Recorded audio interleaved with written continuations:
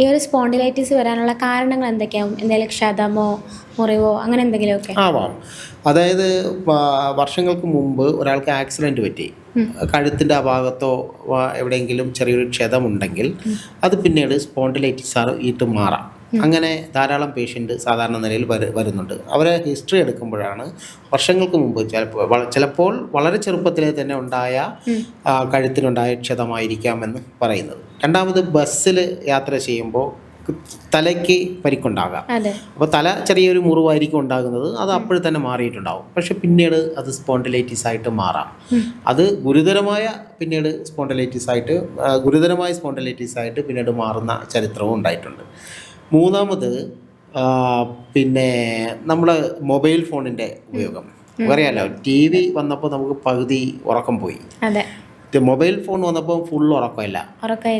ചെറുപ്പക്കാർക്ക് തീരെ ഉറക്കമില്ലാത്തൊരവസ്ഥയാണ്. ചെറുപ്പക്കാരും എല്ലാവരും അങ്ങനെ തന്നെയാണ്. എന്നാലും ചെറുപ്പക്കാർക്ക് തീരെ ഉറക്കമില്ലാത്തൊരവസ്ഥയാണ് സ്വാഭാവികമായിട്ടുള്ളത്.